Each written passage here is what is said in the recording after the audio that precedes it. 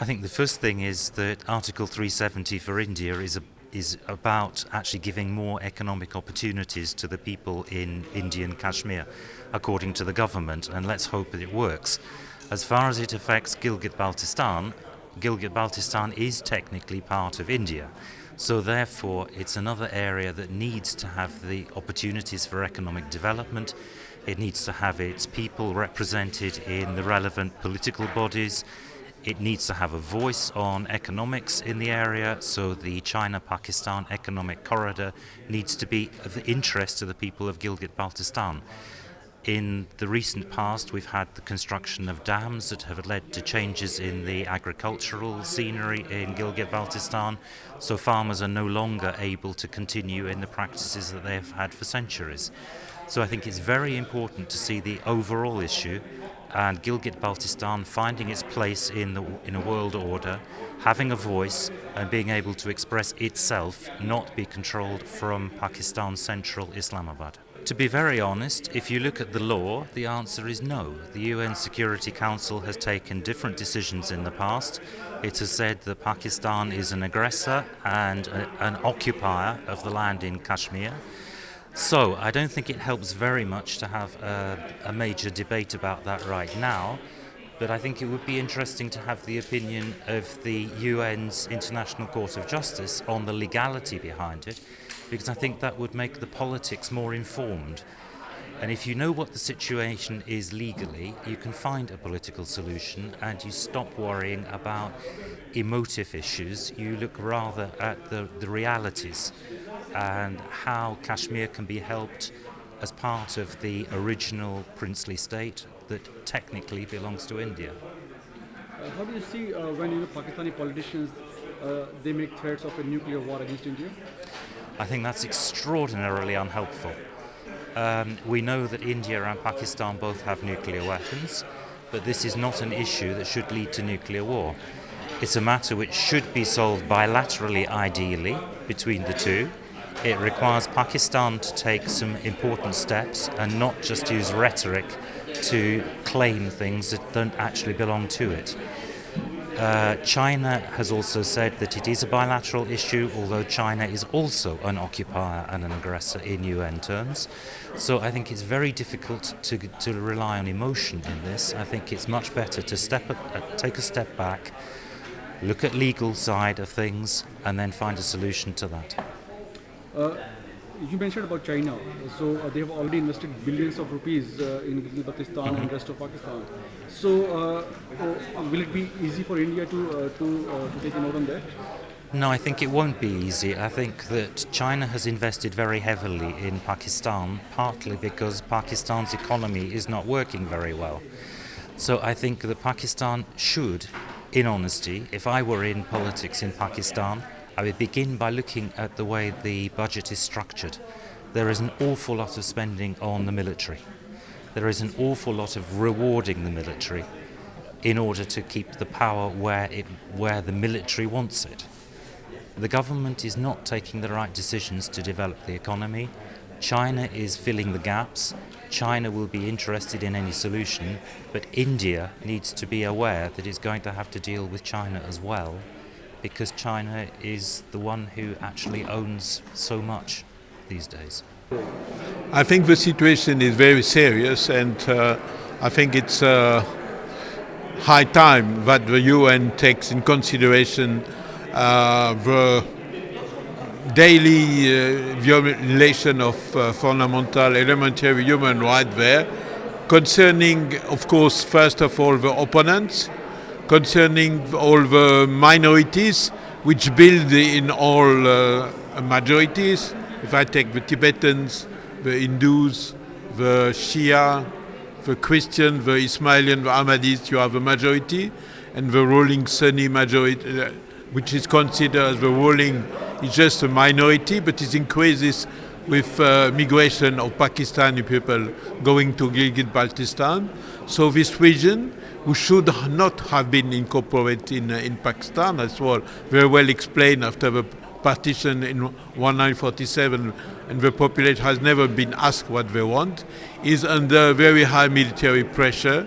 by the Islamic Republic of Pakistan without any possibility for expression of a democratic right. This is why we appeal, first of all, that there should be a self-determination vote, referendum, where the people will be asked if they want to continue to stay under Pakistani law, but they should express freely their vote, of course. Join the Indian Federation, that was the original plan, which is a multi-ethnic democracy, or having another way, but not to stay in this situation. We are informed about case of tortures, about case of people being without any jail or just by military court put to trade. You know, in Pakistan, unfortunately, there is absence of separation of power. And the judiciary institution and even political institution is under the supervision of the military, which acts as a kind of dictatorship. Yeah. I think there is a very high hypocrisy in the words of Mr. Imran Khan, Prime Minister of Pakistan, who even threatened with a nuclear war and who said that his present his solidarity to all the Muslims in the world, except the one who live in Pakistan and who are under discrimination. I mean the Ahmadis, I mean the Shias, and I mean and some other minorities. Not to speak about the other religion. Hypocrisy when you see Mr. Imran Khan, who's worried about his brothers, so-called brothers, in Indian Kashmir, that support the Chinese I would say oppression of Uyghurs in China, officially writing declaration. So I think the question of 370 article from the Indian Constitution is a matter of internal Indian affairs, and we European Democrats, first of all, we have a strong sympathy to India because it's I think in the all South Asia and East Asia is very unique, almost the unique real democracy. When you see what's happened in Hong Kong, the threat on Taiwan, you can see that we are very stable democratic entity, and we have to support and to respect. Secondly, when you see what happens in Indian Kashmir in the last years, and the recent attentat, the recent terrorist attack who killed, I think, something like 40 Indian military officers and staff, you see that India has to react, cannot continue to be under threat.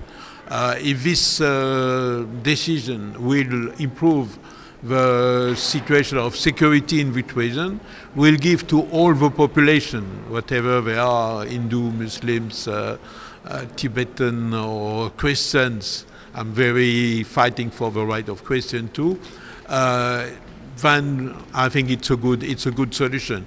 I understood that since this decision, there will be no major incident in Indian Kashmir, and we hope that after the new mechanism, there will be understood from the Indian government, new election will be organized soon. There will be a new parliament, and they will facilitate the links between people from Kashmir and the rest of India to let them on the same playing field, to avoid any kind of discrimination for civil life, weddings, or for buying territories, buying land and others, and that this is the way to improve, because we saw that unfortunately Article 370 didn't work because the situation in Indian Kashmir was not acceptable due to a very high level of corruption and due also to the pressure from the neighboring Pakistan.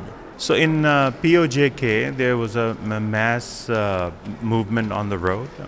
They wanted to cross the line of control. There were other people who wanted to do a sit-in, and all of them were demanding independence from Pakistan. They were saying that we are not just demanding independence from India, we're also demanding independence from Pakistan. And what the Pakistanis did, they clashed with the protesters, they used tear gas, they used baton charge, and they injured almost 100 people there. Many have been hospitalized. It exposes Pakistan's hypocrisy, and it also exposes that Pakistan is not really for an independent Kashmir. Pakistan is just using the card of independent Kashmir to hurt India, to pressure India, but in reality, when people in POJK and Gilgit-Baltistan talk about independence, they are beaten and they are criminalized and they are persecuted and jailed for the same demands they are making here. So I believe that what has happened has exposed Pakistan's hypocrisy, that Pakistan is not a friend of Kashmir, not a sympathizer of Kashmiri people. It is only abusing and exploiting Kashmiris, and they should realize that and stop expecting Pakistan to be their supporter. Well, again, if you remember a few days ago, the Minister of Information, Ashik Awan, she brought a flag of POK and wanted to hand it to Imran Khan, and Imran Khan refused to hold that flag. Now they are doing a huge rally, and the slogan of the rally is Kashmir Banega Pakistan. So I think that is the message that the people of POJK and people of Kashmir should get from Pakistan. They only believe in encroachment of land, occupation of land and resources. They want Kashmir to be for themselves, but without giving any right to the people of Kashmir. So this huge stage that they are going to set there tomorrow is all about how to occupy more land in the Kashmir Valley, how to exploit them and cheat them out of their own resources, but at the same time with the deceptive idea that Pakistan stands for Kashmir's independence, and in reality Pakistan only wants to occupy Jammu and Kashmir. Well, people of Gilgit-Baltistan say our state subject rule was removed in the 1950s and 60s. We have suffered a lot.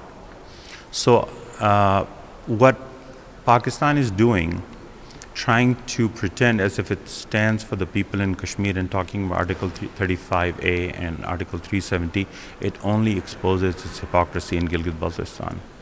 In Gilgit-Baltistan, it has settled so many people to the point that in Gilgit city, the local people are a minority now. In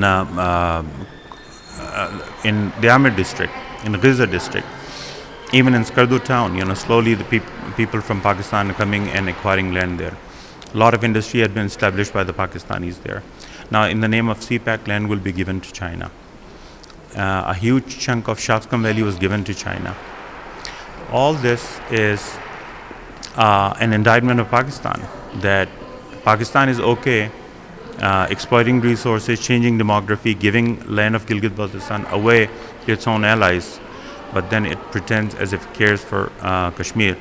So I think the people of Gilgit-Baltistan have realized, and it's very clear, like daylight, that Pakistan does not really honestly stand for the people of Gilgit-Baltistan or Jammu Kashmir, and it is only exploiting the issue.